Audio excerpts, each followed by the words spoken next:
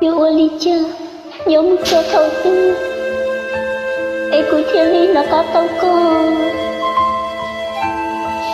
Cha của Lucia, nếu yêu máu luôn.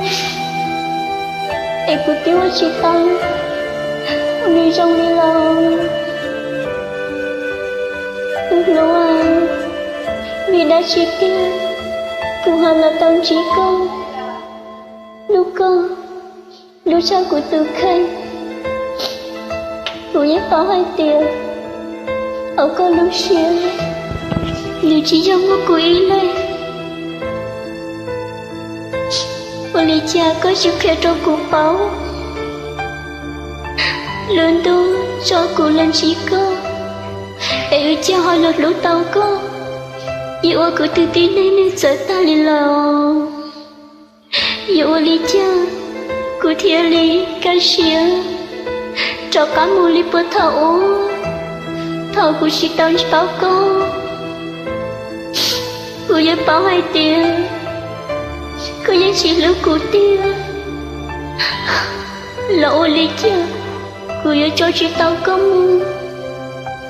Ê cụ nhớ ra lúc cụ mua một giọt nụ tiêu. Chỉ cụ Lucia hồi luôn. Chỉ bỏ cái dùng một việc khi trao lấy tư. Chú nhớ bảo nhỏ ý lên trao lúc cụ mua sự. Giờ có bỏ luôn trong đôi cụ lời chê. Tao có mùi rong nói mong. Cũng chẳng chỉ tao hai tiền. Cho kỹ lưu giờ rong đi nọ. Chỉ lưu chỉ tao có ý ra đã chi. Tao chỉ chi.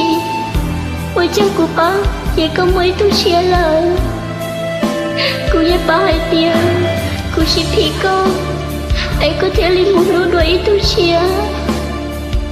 Chỉ do hai tiền. Cô chỉ mua lên tư. Nhớ tờ cô mua trong lên tờ tư. Tờ con là cô ý ra. Cô xa hai tiền. Cô nhớ lũ con. Cô ớt xoay dạ cho con. Lo cô nhớ quay sông. Cô cho tao sao kịp phê rứ. Dù lý nó. Cô nhớ ý xìa. Chỉ nhớ số con là. Cô mà đi cho con muốn cho thua con lúc lúc. Sẽ cũng mà nhớ tao ta sẽ đi chỉ lúa. Sẽ đi chơi kỹ lúa thì muốn cho khỏi tư. Mấy nữa. Có giải dọn cho số cụ xứ. Khỏi cụ ở trong trong con.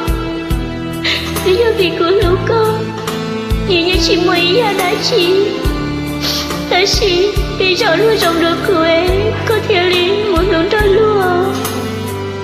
Có bà bảo hãy tìm mỗi cụ lúc xưa bảo lý cha. Chú yêu bảo qua. Đi ra hỗ trợ con là có chi tế cụ. Chỉ cụ lúc xưa bảo lý cha. Cụ chỉ khía trong có bảo. Đi ra có xa hãy tìm. Chỉ cụ nhớ luôn gì. Tại chỉ cụ lúc xưa như tiêu luôn ta là. Tốt lâu à. Giờ lâu liên nói chỉ cụ mà lý ý xíu. Mấy nước của dân nó có tao có xứ. Thần đời có dân cho số cũ. Kết lửa chú yêu mấy ý sao. Ý này chú yêu mấy ý sao nhớ trong như tế nó. Dạ tôi dù sẽ chỉ muốn nung bê lời chê. Người yêu mù lần. Mấy nước đó chỉ lưu con.